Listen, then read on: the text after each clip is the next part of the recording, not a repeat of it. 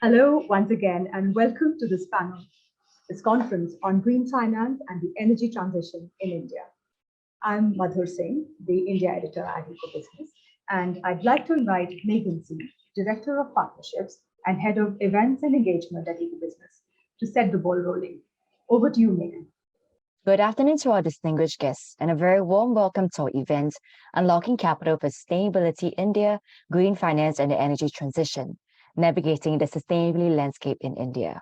The fourth and final regional UCFS virtual event we have before our big one, taking place next week in Singapore and virtually live stream on 21st September. My name is Megan C., Director of Partnerships of EcoBusiness, Asia Pacific's leading media and intelligence organization dedicated to sustainable development and responsible business, and I'm delighted to be welcoming you today. Today, we focus on India, the second most populous country in the world, with 1.38 billion people, two-thirds of whom live in poverty. Like many developing nations with climate goals, it faces a challenge of accelerating economic growth to eliminate poverty, but to achieve it without adverse environmental impact. However, the scale of transformation in India has been tremendous. Its economic growth has been among the highest in the world over the past 2 decades, as the country continuously works to lift millions of people out of poverty. Coal has so far served as the mainstay of India's industrial growth and modernization, giving the population access to modern energy services.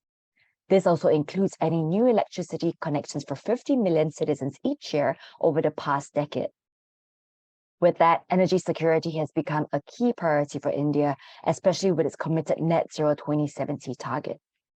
Despite India's increased wind and solar capacity, the country still relies on coal for 70% of its electricity generation.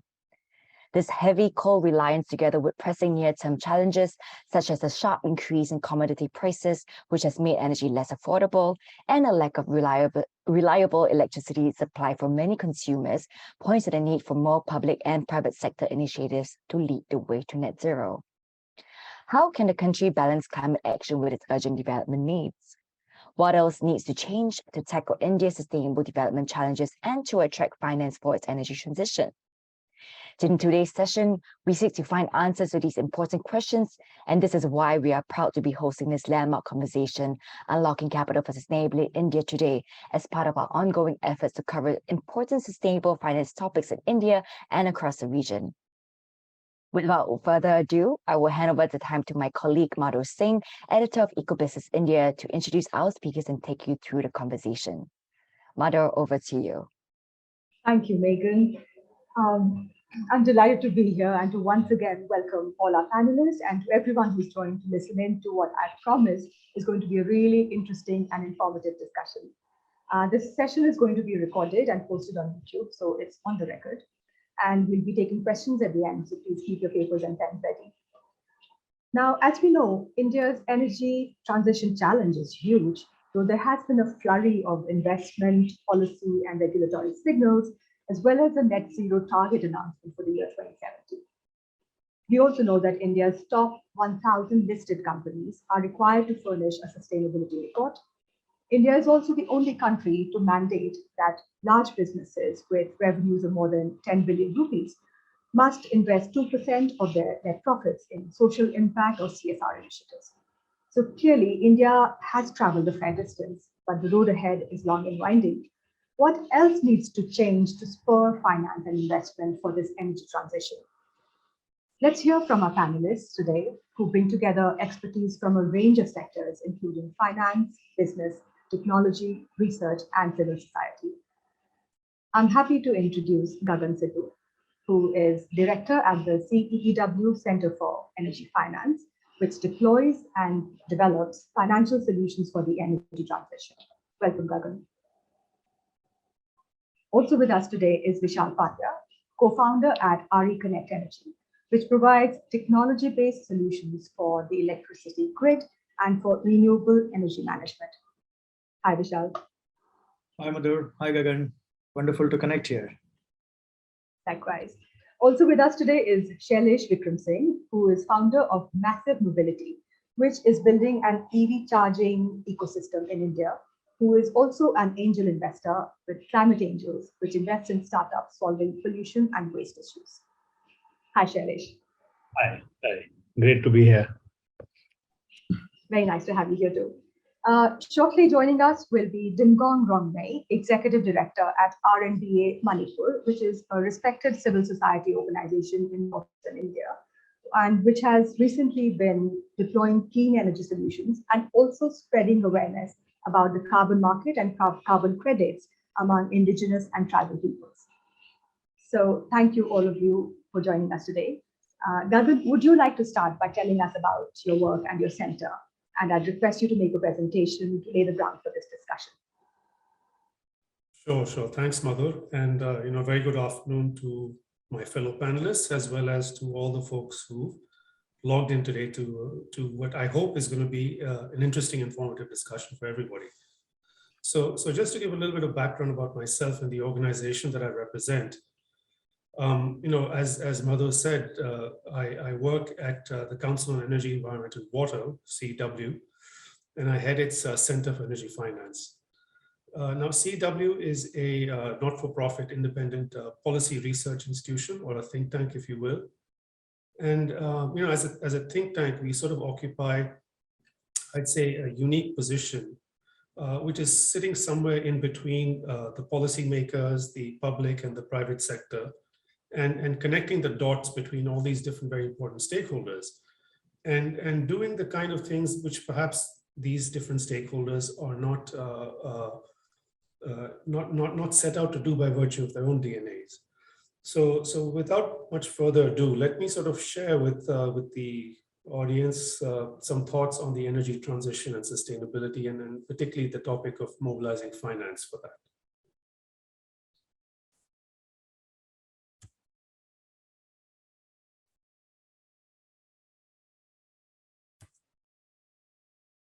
I hope my screen is visible. Yes. Okay, great. Thanks a lot. So yeah, the topic I'll be talking about today is green finance and the energy transition, and of course, navigating the sustainability landscape for the same. As I mentioned earlier, CW, I work for CW, and CW is a not-for-profit policy research institution. We have multiple focus areas, including the dedicated Center for Energy Finance, which is where I fit in. So let's, before I really get into the meat of the story, let me sort of say a few context setting things. The first is that the pandemic of COVID-19 actually had a pretty positive impact on all things green. And this positive impact manifested swiftly in 2020, both in India as well as beyond. And I'll give you just a few examples of how this happened. In the immediate aftermath of the imposition of the first lockdown back in March, what we found was that solar and wind, and largely renewables, was actually amongst the least impacted in terms of generation. Coal was actually impacted the most. The second is that we also saw quickly and fairly quickly what we saw manifesting was record markets for green bond issuances, particularly internationally. And then what we also saw was rising stock prices of companies with green and clean themes. This is both in India and international. And mind you, all of these three things happened very, very quickly in the months, weeks following the imposition of the first lockdown back in March. What we also found was that this momentum behind green continued well into 2021. And in India, it manifested on three fronts. One is in policy, second was in diversity and capital sources, and the third was in the field of business supply decarbonization. For example, when I'm talking about diversity and capital sources, I'm talking about companies looking beyond green bonds, looking into something called sustainability-linked bonds, for example. And the purpose of sort of raising capital that way was to address the third front, which is business and supply chain decarbonization. And of course, all of these were underpinned by, I would say, evolution in policy, advancement in policy. And finally, in terms of context setting, what we also found was that India rose to the occasion at COP26 last year in Glasgow. We upsized on our previous commitments. That was the share of non-fossil capacity and reductions in emissions intensity. And we also made new pledges, in the form of a net zero pledge by 2070. So what this really means is India's energy transition is actually already underway. So what does this energy transition mean? I think there's many ways of interpreting, many ways of looking at it. The way I see it, the energy transition is actually comprised of three sub-transitions. There's the power sector transition, the industrial transition, and the mobility transition. These three together actually account for about 70% of India's aggregate emissions. And that is what India needs to get to reduce and eventually get down to close to zero in order to be able to achieve that net zero target by 2070. And now moving on, what is it that needs to be done to actually successfully transition from where we are today to, let's say, to 2030 and then beyond to 2070 to achieve that net zero target? And the way I see it, there's 5 considerations which are really key. First is to appreciate that the investment challenge is real. The second is to understand and appreciate that there's a need for differentiated intervention. The third is actually to twist it around a little bit and treat the investment challenge more as an opportunity, which it really is. And finally, there's 2 pieces that really tie the transitions together, which is a transparent and level playing field, as well as a system of nudges and rewards in the form of carbon credits or carbon markets. And I'm just going to spend a few minutes talking about each one of these in the following slide. So first, let's look at the scale of the investment challenge. Now, what I've actually put up here, maybe it may look a bit complex, but just to help the viewers understand where it's going, really, as I mentioned, there are 3 transitions that are actually underway in India: the power sector transition, the industrial transition, and mobility. That is 3 words that you can see on the left-hand side of this table. And then there's 3 terms with numbers below them on the right-hand side of the table. There's something called investment requirement, there's something called investment gap, and there's something called investment support. Really, and we can not to draw or not to get too deep into this, if we just focus on the total numbers at the bottom of the table, what we're saying is that for India to achieve net zero by 2070, over the next 50 years, India is going to need something in the order of $10.1 trillion. Now, the good news is, of that $10.1 trillion, what we estimate at CW, and again, this table I forgot to mention is sourced from a report that we authored at CW. What we estimate is that 2/3 of this $10.1 trillion is really something that can be mobilized from conventional sources. And that leaves a 1/3 amount, which is what we term as an investment gap. Now, what we also found was, well, hang on, it's not really that exact full 1/3 amount that India actually needs. What we estimated was that there was a smaller amount of investment support of $1.4 trillion, which could actually help mobilize the investment gap, which would then bridge the investment requirement. And that $1.4 trillion over 50 years actually comes to about $30 billion a year in terms of investment support. So a lot more reasonable, a lot more palatable, and a lot more digestible number than 10 trillion. But nevertheless, a number which does require appreciation and mobilization.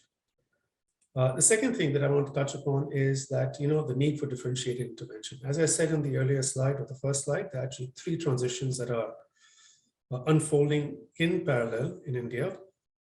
And I'd like to just dwell upon 3 aspects of these transitions. They are different phases of evolution.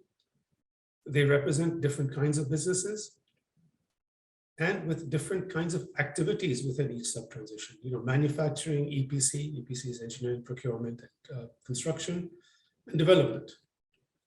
What this really means is that the related financing challenge manifests in 3 broad ways.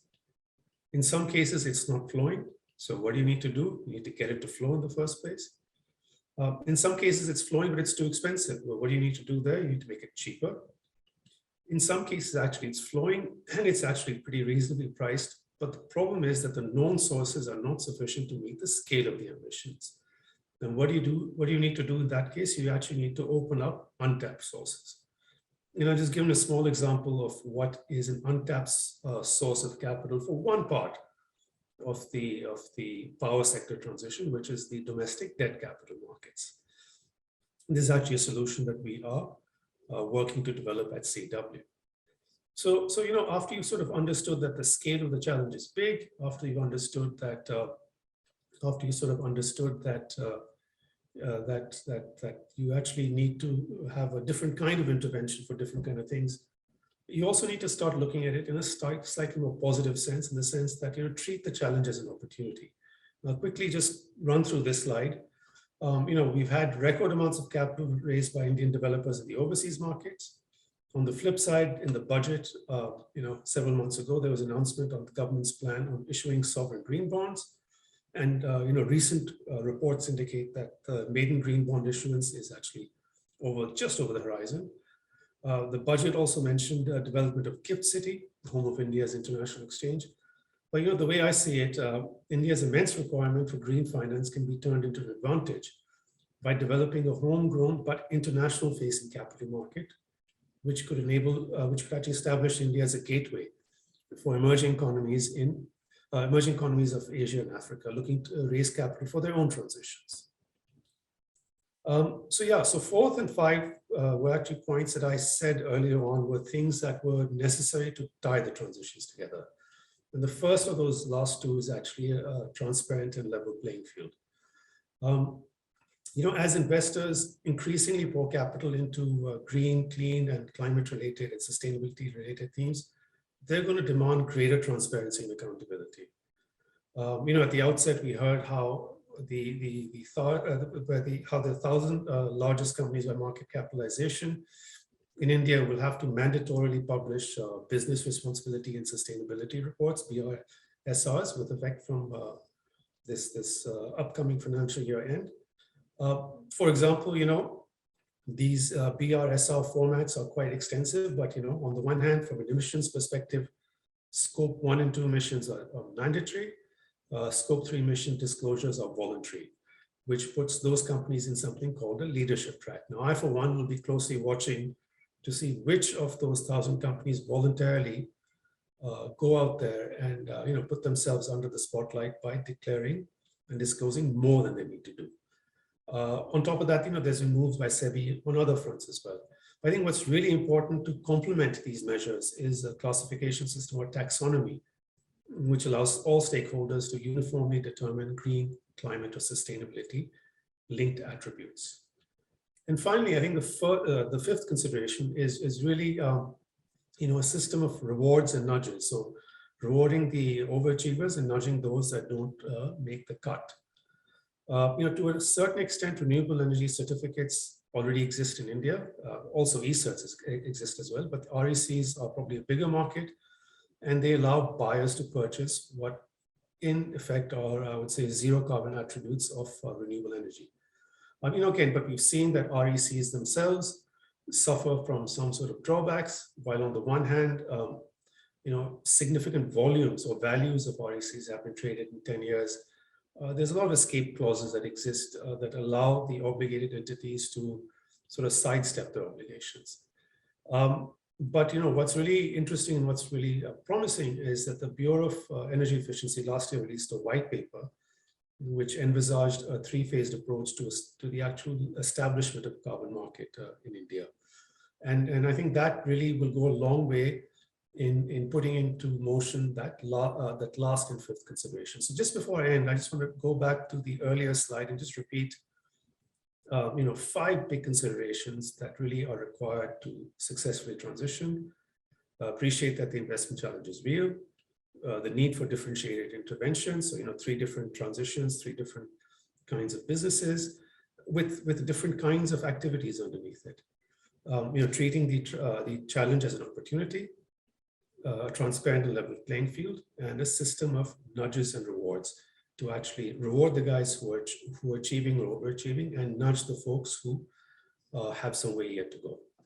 So maybe with that, I'll just stop here, as well as stop sharing my screen. Great, thank you, Gagan. That was really comprehensive. Could you tell us more about your idea about capital markets? Did I understand it right that you suggested that India could be a hub for African and other developing countries to raise green finance? Is this just your idea at this stage, or is there some sort of a policy consensus emerging that this could happen in the near future? Yeah, I think so. So Gift City or the India International Exchange has been set up at Gift City in Gujarat several years back, and and uh, and some of the international bond issuances by Indian developers that I mentioned, it was a record year in 2021 for India. Um, some of those bonds are actually listed at the India International Exchange in Gift City. Now, the way I see it, a lot of the challenges and the learnings and the things that investors need to understand about emerging market aspects of the energy transition actually common to a lot of developing economies. And so, if the India International Exchange at Gift City can attract an investor, let's say sitting in London, Singapore, Tokyo, to deploy capital towards the Indian energy transition, well, the energy transition of, say, Vietnam, or the energy transition of Indonesia, or the energy transition of countries in Africa would most probably, and they do have a lot in common. And therefore, it only makes sense to actually develop what is an emerging hub into not just a hub which looks at raising capital for India, but also for other countries in emerging Asia and Africa. Right. Also, would you sort of hazard a comment on to what extent Indian businesses are aware of climate risks compared to their Western counterparts or counterparts overseas? And also, is there a difference between sectors and businesses within India? Are there laggards and leaders in this understanding in this space? Yeah, I think that's a very good question and a very difficult one to answer. With data, because this is a climate risk is something which is doesn't get enough attention.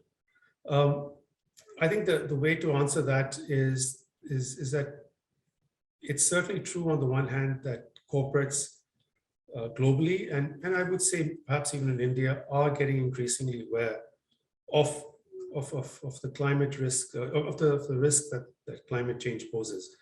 But that speaks to adaptation, right? So far, it's also the reality that when it comes to climate finance, let's say, the discussion has actually, or the capital flows have actually been focused on the mitigation part, which is putting up more renewables capacity, for example, and certainly not enough to address the adaptation side. Now, I think we have seen some interesting developments on this side, at least from the regulators. So, for example, last month the RBI circulated a discussion paper on this specific aspect of climate risk and how it might, how banks and NBFCs, regulated entities, need to start thinking about it. And this discussion paper is in the public domain, and this is something that we at CW will be, of course, commenting on. But yeah, clearly it's early days in the climate risk narrative and discussion, but a very, very important discussion to have, simply because we need to look no further than our borders to see what's happening in Pakistan. Right. Thank you very much. I'll turn to Vishal now. Vishal, can you please start by telling us about yourself and your work? Yes. Hi. Can you hear me? Yes. Clearly. Yes. Yes. Let me share my screen so that I can share in brief what we do and try to put some perspective on where we come from when it comes to energy transition, and perhaps throw some light on how do we see the whole transition happening in India purely from the energy point of view. Is my screen visible? Yes, we can see it. Thank you. Yes. Hi. So we come purely from the technology point of view. We offer digital energy platform, and our motto is that how do we accelerate digital intelligence and make the energy assets climate resilient, be it on the generation side or transmission side or distribution side. Before we go what exactly we do, the landscape when it comes to energy is changing very rapidly. And this is not a phenomena which is specific to India, but which is also kind of a global phenomenon. We are seeing a lot more concentrated renewable energy assets getting developed.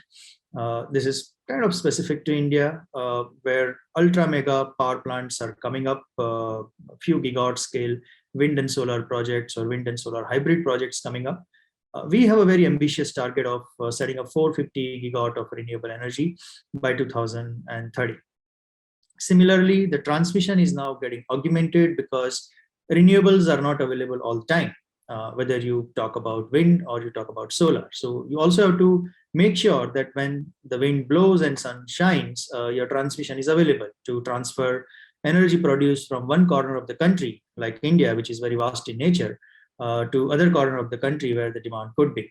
And so again, a lot of investments are kind of happening in the transmission space. Distribution is where a lot of action is happening. When you look at energy, the first element that comes to our mind is the generation and consumption of energy. And from the consumption point of view, one is the household and industrial level consumption in form of electricity. And the second consumption, large energy consumption point is the mobility. And what India is doing at the moment is that we have already committed $40 billion of investment in modernizing the grid infrastructure. What we are doing here is replacing all the old inefficient meters with prepaid smart meters, providing connectivity of electricity to millions of households each year. Apart from that, the mobility, which is causing roughly about 35-36% of total emissions from the country, where you use either petrol or diesel-based transport.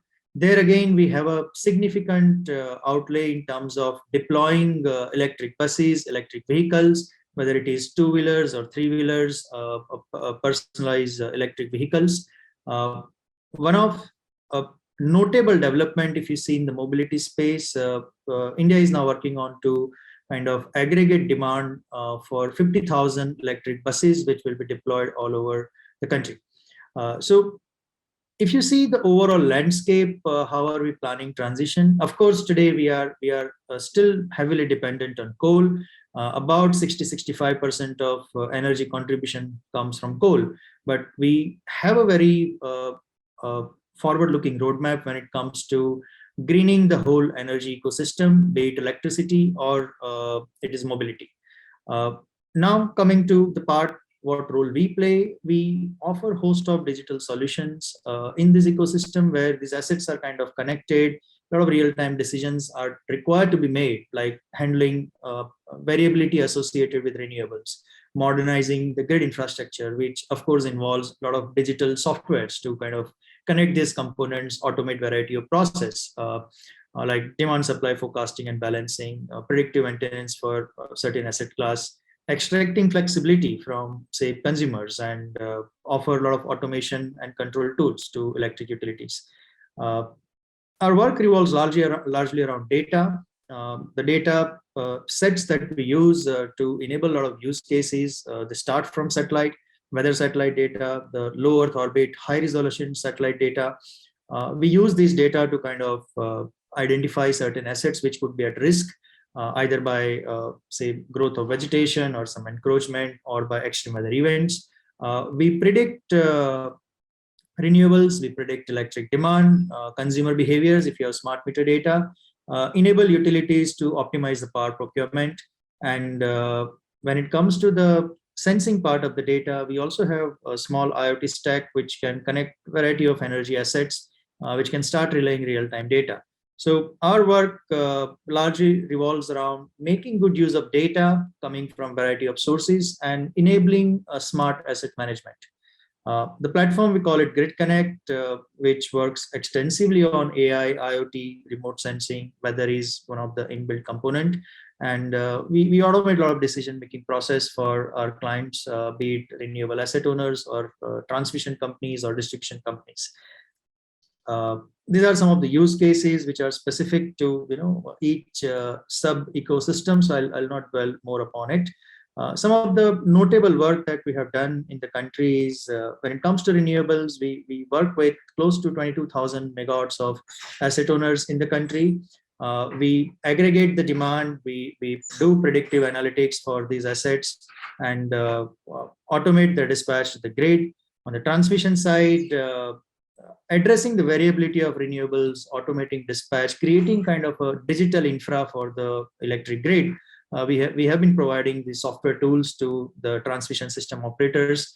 One of the recent work that have been awarded to us, where what it involves is modernizing the wholesale energy market purely from the software point of view, where we'll network about 500 grid substations.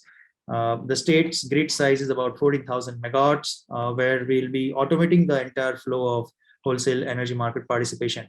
On the distribution, again, it's one of the national level entity which has recently awarded us the work on digitizing their distribution infra, covering about 300 feeders.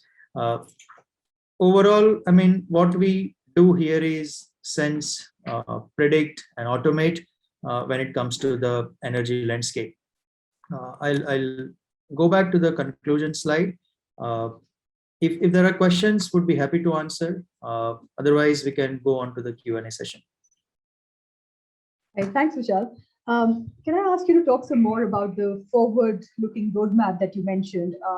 Were you referring to the recent energy sector reforms, some regulatory signals? Can you tell us some more about that? Yes, so the focus is, of course, modernizing the infrastructure, be it generation or distribution or even the mobility. And one of the cornerstone for India is that, of course, we are a cost-sensitive country, and there are gaps in terms of availability of cheaper finance. There are gaps in terms of availability of technology. The technology not only which can work at scale, but also can be cost effective, because the spending power in India still remains low, right? So one of the novelty that India has been kind of promoting is that aggregating the demand. We have seen that happening in the smart metering space. We have a multilateral architecture when it comes to the federal governance. There are states, there is a central government. So India is more like a European, union in itself, where multiple states have their own policies. But what we have started doing is, in order to make the infrastructure upgrades, which otherwise could be very expensive, make it more cost effective, aggregation of demand has been kind of championed across multiple layers. We have seen that happening in LEDs. We have seen that happening in smart meters. We are seeing that happening in the electric buses. Today, the overall cost for running, say, a diesel based bus compared to the electric bus, where about 6,000 buses are already kind of operational in the country. What we have seen is that the cost reduction has happened to the tune of 50%. So electric buses are already cheaper than the CNG based buses or diesel buses.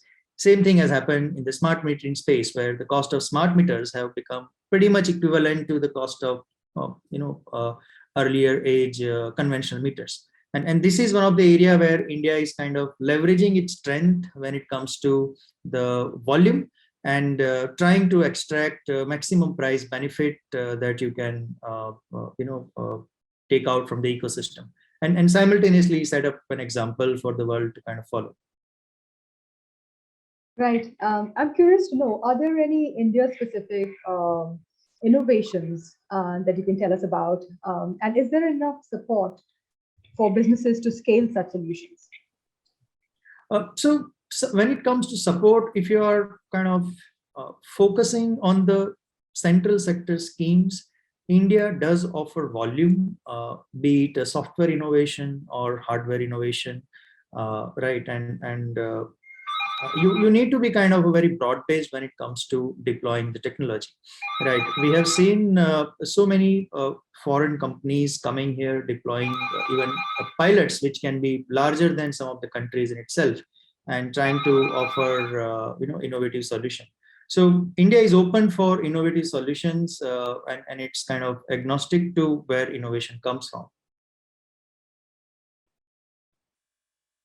Thank you. I'd like to bring in Shailesh now. Hi, Shailesh. Vishal, if you can remove this, the presentation. Hi, Shailesh. Would you like to start by telling us about yourself and the many hats that you wear? Yeah, hi. Yes. So I'm Shailesh here. So I've been able to call him more of a VC investor for the last 20 odd years. But for last 5 years, I am focusing on climate. So around some time back, so we run a charging company by the name of Massive Mobility, where we are deploying charging solutions focused on two-wheeler, three-wheeler. Our focus is not four-wheelers. We have deployed close to 250 odd charging locations in Delhi NCR alone as of today. We have partnered with Delhi government. We have partnered with Hero Electric and multiple OEMs where we're deploying these charging points.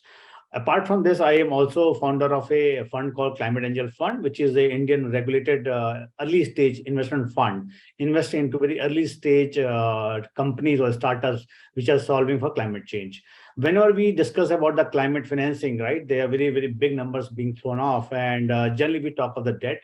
My belief is that while the debt you need and the grants you need, but the real need of the capital is basically early stage capital, because the innovation has to come from the startup, and we cannot bring the whole population of India to the what you call a comfortable level or a developed level by using the same set of consumption which the West has consumed so far.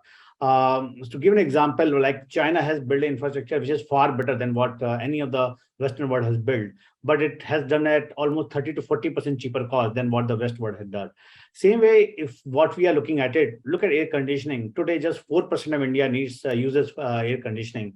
And long back, Lee Kuan Yew said, if there was no air conditioning, Singapore would not have been a developed country, right? So air conditioning is not a luxury; it is a very essential item. Now, if we move the needle from 4% to 30% or 40% of air conditioning, think of the power use case. And this all will not be possible because without what you call innovation and investment, and that can only come from the new technologies which are going to come. So that is my kind of intro and what I want to talk about. Yeah. Right, thank you. What would you say are some of the biggest hindrances or challenges for this kind of innovation and investment? I think it's a very early stage market. A lot of people do not understand, and unfortunately, fortunately, majority of the discussion when it comes to the investment is taken care by the way large infra player. I'm not saying that you don't need large infra related to wind power, everything else, but I think more than that, you also need not if that large, at least 20 to 30% going into what you call very early stage innovative companies. You want to have DARPA kind of institutions in every country which supports what you call very forward-looking, very future-looking, investments happening. Look at SpaceX. SpaceX is not possible without NASA giving so many contracts to SpaceX and taking those bets. You need same bets happening in the climate.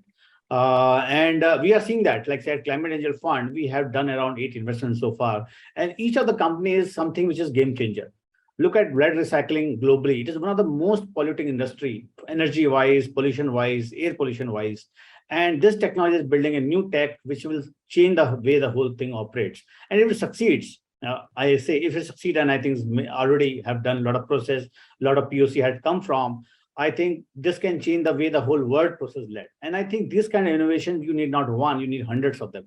The same thing which we have seen happening in, say, EdTech, every look at your lifestyle, look at our life. Every company we touch today, every thing we consume today has been touched by venture capital. But I think the time has come from venture capital to from funding to consumer internet, from the hardware to come to the climate companies, and that's happening. So I will say the hindrance is the mindset. A lot of the other, I think the other hindrance come from the climate investor themselves. I think they say, "Oh, we are impact startup. We won't give you return." I think that mindset and that statement that I'm an impact investment is a wrong statement, because climate companies are going to create the biggest alpha in this era, because it is a sector where the consumers are looking for it, government is pushing for it. The only person who have to move is the capital, right? So why, if you solve a company which makes a better and cheaper and faster air conditioning, why you won't create a multiple billion-dollar company? So I think the biggest hindrance is the mindset of the founders and the investors, that it is impact, it won't create money. I think that is a very, very wrong statement. And second thing is that we should stop thinking of the investment from the lens of debt. While debt is essential, is required, but we have to equally allocate for the risk capital, because without risk capital, innovation won't happen, and without innovation, that new technology won't come. Right, thank you. I'm going to ask you to walk back a little bit and tell us some more about this recycling solution that you just touched upon Okay. and quickly moved on to something else. Tell us more about it. What is it? And So there is a company called Ace Recycling. It is done by a very bright team from one of my alma mater, Punjab University and IT Bombay and ISB Dhanbad. So these guys have kind of built a technology where you need not. Let me get a step back. So what happens globally? Everywhere there is a lead battery. Even a Tesla also has a lead acid battery. Because lead acid battery is a kind of a source of storage. You need to kickstart your automobile, you need a lead acid battery. Now to reclaim lead, 100% of lead is recycled. To reclaim lead, you have to send it to a smelter where you burn at a very, very high temperature and reclaim the whole lead. Lead recovery is around 55% to 58%. But this whole process of smelting is one of the most highly polluting industry. So nowhere in the world, especially in Europe and US, you cannot get a license to set up a lead recycling plant. So majority of this lead acid batteries get shipped to, the places like Africa or anywhere else. And, and it's very difficult to what you call, whole thing is what you call very unorganized, very unhealthy and very dangerous environment. Now, this company has built a technology where rather than sending it to a smelter, you turn into a paste, you build the paste and you recover lead, where your recovery of lead improves by almost 4 to 5%. So from 55, it jumps to 60%, no emission, no energy wastage of a smelter, and the whole thing has become super clean. So it's a very, very promising technology. We have invested around a year back, and along with us, Circulate Capital, which is one of the leading investor fund from South Asia, they have put almost $7 million. So this is a very, very interesting tech we are looking at. Great, thank you so much. I'll bring in Dimgong now. Dimgong, welcome. I believe you had a board meeting to attend and that held you up for a little while. Can you please tell us about yourself, your work, especially your recent foray into renewables and your work about spreading awareness about the carbon markets and carbon credits and carbon trading? Yeah, thank you so much, Madhur Singh, for this opportunity. I believe I'm audible. Yes. Thank you so much. So, yeah, I'm working with R&D as an executive director. Our work has been focusing around natural resource management and livelihood for the last almost 30 years. And we are specifically working in Manipur in Northeast, some parts in Nagaland, but our major focus is in Manipur state. And we work mostly in the hills with tribal people. So when we said natural resource management, our focus one is sustainable agricultural practices in the hills. Suppose we are taking up a model of farming called SOL, which is called Sustainable Agricultural Land Technology, where it is permanent but sustainable in its model. Instead of zoom cultivation, which is there as a customary practice, traditional practices in the Northeast, where we want the practice itself is good in zoom cultivation, but the way it is shifting is something challenging when we talk about climate change and resilience. So then we try to make it permanent. So this is one of the thing. And another thing is we also talk about forests. Northeast is one of the biodiversity hotspot in India, and it is in the world, one of the biodiversity hotspot. But in many cases, it is decreasing. Deforestation happens. So that our target is that how can we make this forest intact, without further deterioration? Instead, how can we enhance this forest in the Northeast? So we take up a model of forest regeneration in Northeast. So we call it forlease. We said we try to regenerate plants, which is locally important species for the community, because the indigenous people, tribal people mostly depends on forest. So life without forest is quite difficult. But how can we make this forest sustainably is something that we work on, and we come out with one very successful model around that. And then we also touch upon little intervention around livelihood with solar energy. Suppose using solar power for sewing machine, using solar power for refrigerator, using home lighting with solar energy. So not just when you talk about energy transition, it is not just big industry mobility, but also in a small thing like micro level, like livelihood of tribal people in that small micro level. How can renewable energy can be useful? This is what we have pilot with Celco Foundation, and some of them pick it up. We face quite challenge also in piloting those, but I think light home lighting, sewing machines, and all the small light refrigerator, they are picking up. However, one of the challenges is we find it difficult to generate investment around this. We ask the bank, but bank find it difficult. And when we talk about CSR fund and other thing, in India, we talk about Northeast, no factory is there. So no CSR is interested to come in Northeast.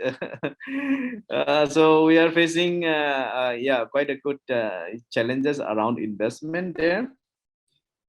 Also, we work around land rights, because when you talk about climate, livelihood, natural resource management, without addressing land in Northeast, it is not possible, because most of the land in Northeast is customarily owned, and the land tenure system is mostly customary, which is quite diverse and complex in its nature. So without working on lane, without understanding lane, working on climate resilience and any other livelihood thing is not possible in the Northeast. So that's how we also landed up in engaging with land rights thing in the Northeast. Yeah. And lately we also now, as India is talking about carbon market and carbon trading thing, no doubt in Northeast, carbon credits are there, but there are now so many stakeholders coming in just for trading the current credit that is there in the Northeast.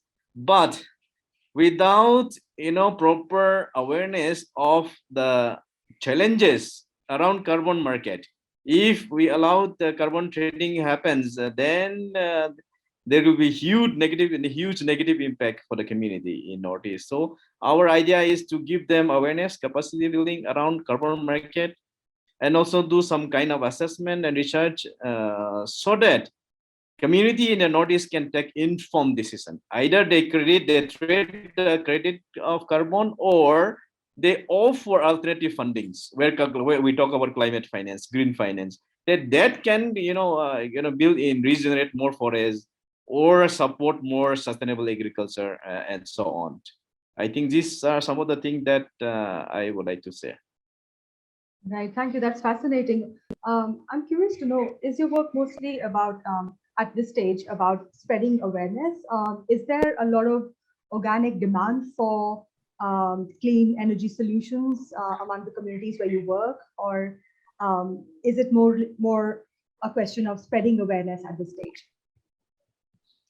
Actually, we are doing a couple of things. Like when you talk about sustainable agriculture, forest generation, we are not just creating awareness, but we also do support them through some of the donors that we have to take up this kind of agricultural, sustainable agriculture practices. And also when you talk about clean energy, we have invested through our donors, but that finance is quite limited. So we also do. There is a huge demands for clean energy, even for renewable energy, home lighting, and all the people are demand. There are demands. Yeah. Right, great. Thank you very much. I think we've touched upon a lot of very interesting subjects, and we clearly don't have time for everything. I'm going to now go into a sort of two question rapid fire round with the same questions for all of our panelists. Basically, I'd like to. Sorry, am I audible? Yes. Okay, sorry. Okay. Yeah, so my two questions for each of our panelists are going to be, what is the biggest obstacle to green finance currently? And what is the, let's say, the top three steps that can be taken to attract finance for India's energy transition?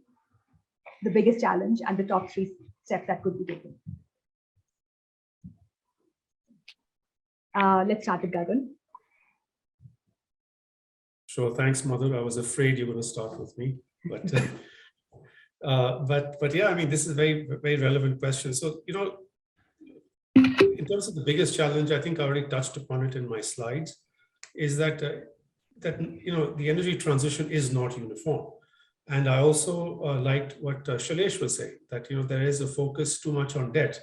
That's simply because the reality is that that a lot of these projects or the things that are being that money is being mobilized for is hard assets, and hard assets typically are funded through debt. People tend to forget about equity. Equity is a smaller chunk, but without equity, there's no debt forthcoming, right? So I think in terms of the challenge, I just like to point out it's differentiated challenges depending on which part of the transition you're in and what you're doing in that transition, and need to focus back on equity as well, not at the cost of debt, but at the cost of underemphasizing equity. So those two big things I'd like to just say for this one. Vishal, would you like to go next?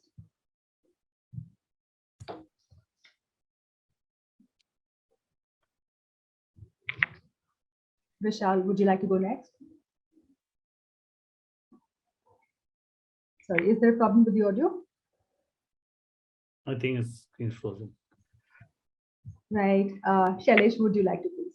So I think Gagan again said that the biggest issue is how do we mobilize equity, right? And there's a perceived what you call opinion or belief that the climate projects are more riskiest asset class. So I think there should be some kind of a either fiscal adjustment or something should be done, some weightage way it could be done where the equity capital in the green projects become better and more affordable. I think that can drive a lot more capital coming in, because until as the equity comes, that can't come in, right? So I think for this, the risk weightage or something has to be adjusted, or governments probably some fiscal incentive come like to the VC world, right? You get a pass-through tax benefit or something like that. I think equivalent if there's a fund of funds only dedicated to climate tech, I think it can really trigger a lot of investment into climate startups. And you envisage this as a government-led fund, or? So fund of funds, the governments are not the main one, but the government is kind of a maker of the market. So if the government provides say 20% of capital, 80% come from the private sector, right? But somebody has to move in first. So government can be the what you call. Governments have a unique thing. That is, the government have the unlimited capability of taking risk.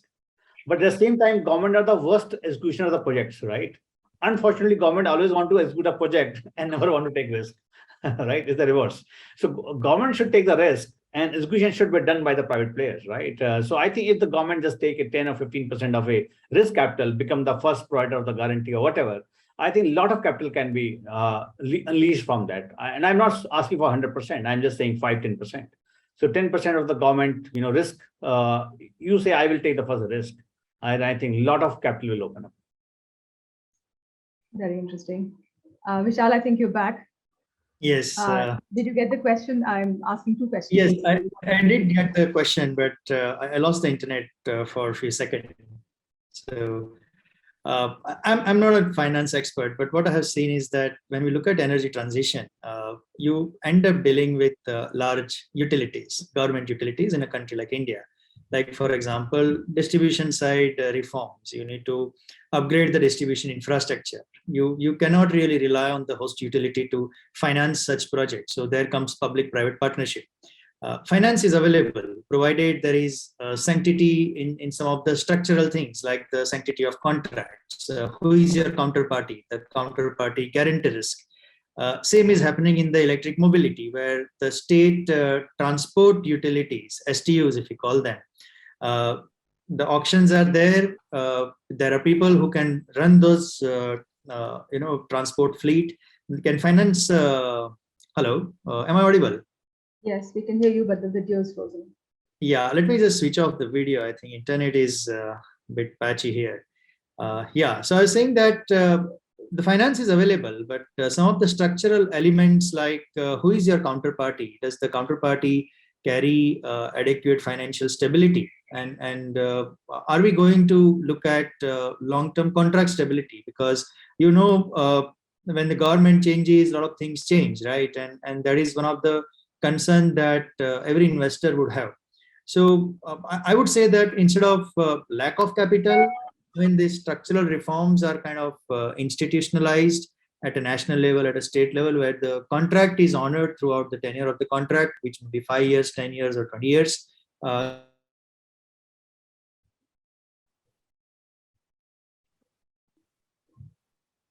We've lost your audio as well, Vishal.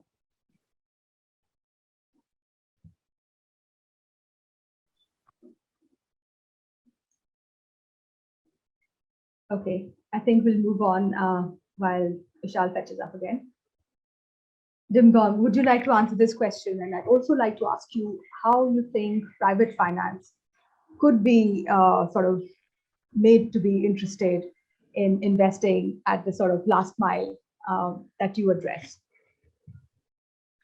Yeah, I think in India, one of the key challenges for me, I'm also not an expert in finance, but if you can enhance transparency and accountability, I think it is where you can, scale up, by minimizing the trust deficit that we are having with government, private players, and NGOs, CSOs, wherever it is.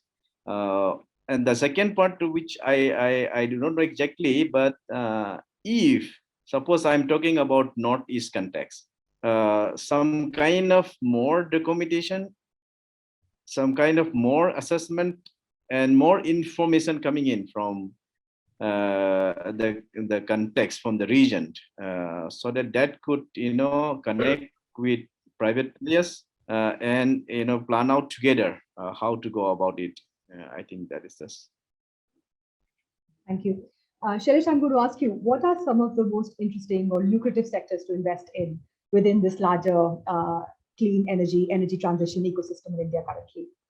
So I think in our portfolio, we have almost 50% as EV companies, which is very large. But I think EV is going to remain pretty large in time to come. But we are also seeing a lot of very interesting companies coming into energy area, especially energy monitoring and saving, right, devices. So I think IoT is creating a new ecosystem completely, where certainly your use case, your energy peak use case draws from 100% to 30% or 40%, right? That's a very significant number.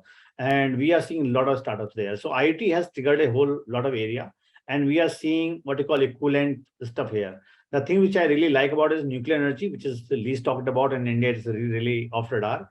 But I think that is another area which in India really should start looking at it. I think because of all the energy thing, nuclear energy is the most important energy source which can come here, right?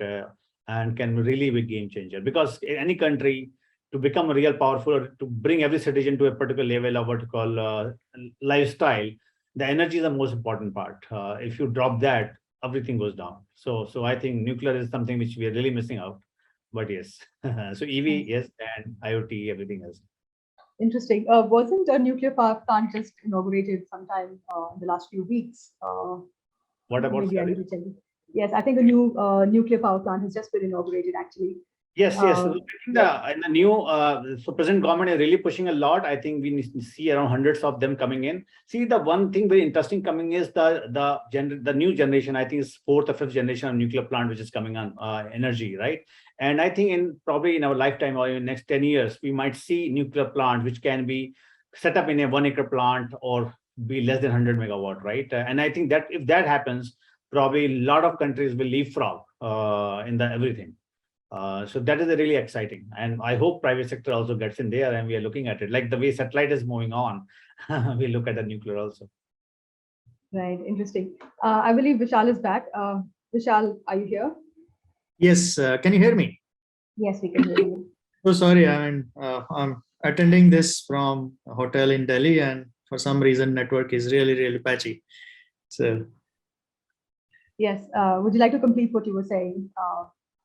Yeah, I was saying that the finance is available, be it energy discoms or public transport utilities, even though their own financial health is not good. But what India needs is that structural stability, ability for India to honor its contracts irrespective of governments.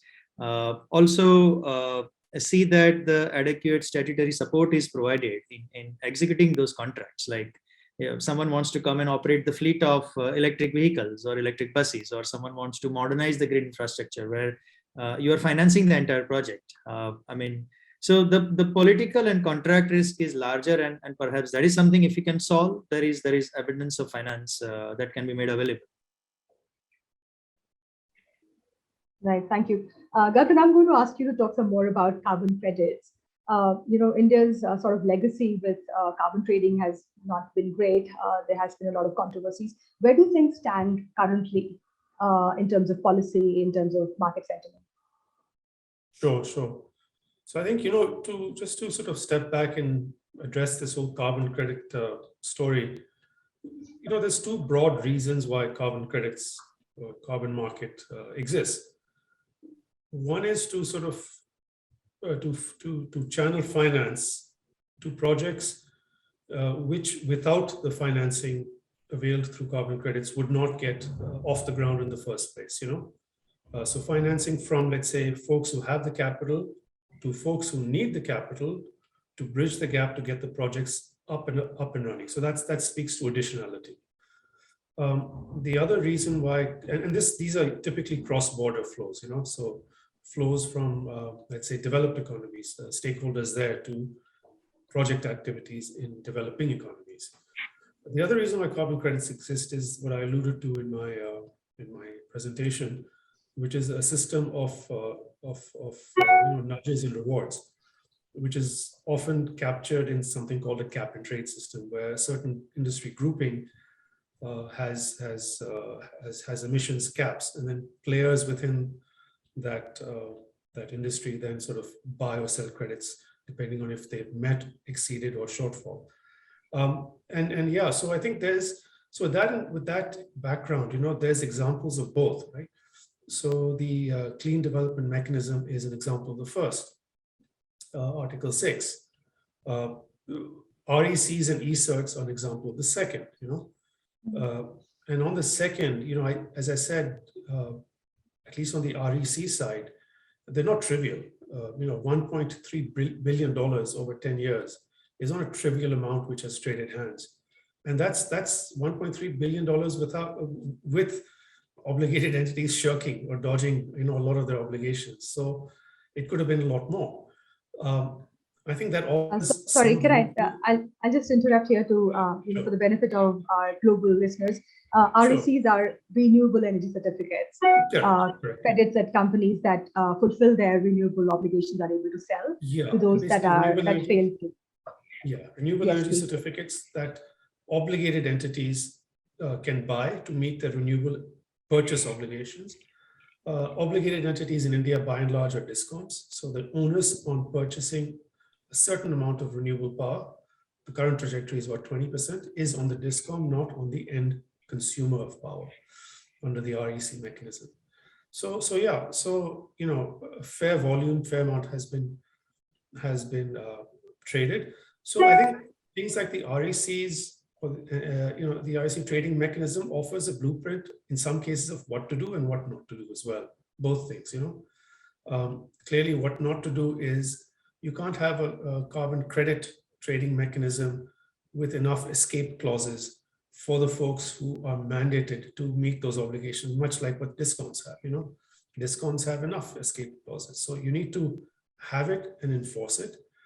Interestingly, the REC mechanism also gives a certain shadow price, I would say, for what carbon credit, at least under a compliance market, might look like. If I were to backtrack and calculate the the solar REC, I think was something like 1,000 rupees in the last trade. And if I were to use that and look at India's thermal emissions and sort of look at what the sort of carbon, the sort of generation and the emissions are, the ratio is about 1 to 1. So, the shadow price that emerges from the RECs is close to about $10 to $15 for compliance market. I'm not saying that's where it'll settle, but that's one indication. So in a nutshell, examples of shadow markets exist today in India, and those examples give guidance on both what to do and what not to do. Right. Thank you very much. Are there any questions from the audience? I can just quickly read out the topics that people have been very interested in. People have remarked about sustainable forestry, about India's continued reliance and also commitment to coal. Obviously, that's a hugely controversial topic, always gets the developed and the developing world at loggerheads. We're also looking at topics such as, the upcoming COP, of course. From what it looks like, we don't have any questions from the audience. I'd like to thank everybody for a very, very interesting, stimulating conversation. I'd say again, we've touched upon a whole lot of topics. We're going to be taking a group picture very soon. I think I'll wait for the tech team to advise us on that. There is a question that's just come in for Dimgong. Dimgong, what is the risk for carbon credits for indigenous peoples? I think you mentioned about that. Could you shed some more light on what you meant when you said that? Yeah. Am I audible? Yes, we can hear you. Yes, there is quite a lot of risks for indigenous people in carbon trading. When you talk about the context in Manipur, the forest area, what we call forest area in the hills, are under the customary regime of tribal or indigenous people. So there is overlapping claims of land and forest in the hills. And when we go and look into this land tenure system of the indigenous people, each on communities' land tenure system is differing from one another. And now when trading happens, who get benefits? How much? There are a lot of questions around this. The land tenure system is quite complex. Therefore, I think there's a lot of homework need to be done. And if not, the risks can be conflict even among the same community, between the chiefs or the community there. Intertribal conflict can be another risk. And then cheated by some other stakeholder or even government, if they are not transparent enough, how forest is playing taking role in doing that. So there are so many risks, particularly when you talk about carbon credit and trading in the Northeast. Right, thank you. Shailesh, there's a question for you. Do you think the general public will be all right with the nuclear option, especially the sort of small-scale nuclear option that you just spoke about? Serious technology innovation is I think so far the threat of nuclear has been overblown. If you see overall the risk metrics globally, it is not as high as has been shown so far. Of course, other than the war option, if you see in the peacetime, I think US has a more installed capacity on nuclear than overall Indian energy installed capacity, right? So think of it again. US nuclear energy capacity is more than what India's overall energy capacity is there. So it's not a small thing. It's running all over the world. The issue is, or the interesting part is, the kind of innovation which has to happen in the what you call in the tech world has not happened in this one, right? I'll give you another very different example altogether. Look at banking sector. If we go back in 15 years back and we want to say that Indian banking sector has to come to the US banking sector, we'll talk of some billions of dollars, right? But today, Indian banking sector has leapfrogged ahead of US. And I think it has done in less than $15 to $20 billion, or even less than that, right? Probably in $10 billion that has happened. the NPCI, UPI, everything else. Same way, if you look at the overall world, look at a transistor. One transistor has billions of chips. The same way, same innovation has not happened into what I call in the basic engineering and basic turbines, basic nuclear. That kind of money has not gone in, which has created billion transistors on a chip, right? Your computers, everything has become so big. So I give an example, like if somebody comes from 1980 and look at the computing today, he or she will not recognize the computing at all. But if somebody come from 1880 and look at turbine and today's turbine, they will say, oh yeah, I know it. Right. So the point is nuclear has getting money. I'm not saying it is today ready, but I think the fourth or fifth generation nuclear which is coming in, the smaller plants, I think that will come in. I think we'll find a solution. There are a lot of solutions coming in. A lot of money is going on, especially in US and Canada. We are seeing those startups happening. So I think innovation will solve. At the end of the day, the world will be solved by innovation. That's it. Yes, but what about acceptance in communities? There's a NIMBY phenomenon, not in my backyard phenomenon, all over the world. Do you think people would be happy to have a small? I think radiation is everywhere. The risk is everywhere. The idea is how do you communicate, right? I think people should be fine. The issue is how the everything is taken care of, right? At the end of the day, there's enough radiation in the mobile phone. Everything is fine. The issue is how do you communicate, how you build it up, and I don't think that is that. So it is more about the perception building, right? But I think it will take another 5 to 10 years. But technology should be ready, and people should be ready by that time, right? Also. Okay, great. I'll also quickly bring in the question of India's commitment to coal and its role at COP26. Gagan, maybe you'd like to take this. What did you think about India's stance at COP26, all the criticism it's faced? Would you like to comment on that at all? Sure. I think there's actually a pretty straightforward and easy answer to that, which is that the emissions or the challenge we're facing with emissions, the challenge we're facing with effect, with respect to climate change, is not because of what happens or what emissions are put out each year. The reality is carbon stays in the atmosphere hundreds of years. So we are where we are because a lot of countries, a lot of developed economies have gone through their own industrial revolutions and then tapered off on fossil fuels. Developing economies are at a much earlier stage. Second, I think when, energy security is very important to every country.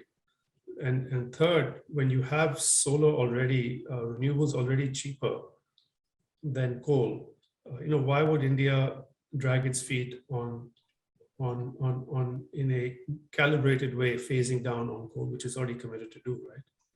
So I think that's the short answer to this. Yeah, I'm sure this debate can go on forever and never. Right, thanks again. I'd like to tell our audience that there's going to be our global sustainable investment event next Wednesday. You can find the link to register on our website, and we'll also share it in the chat just now. Do sign up and do attend. I hope to see you all there.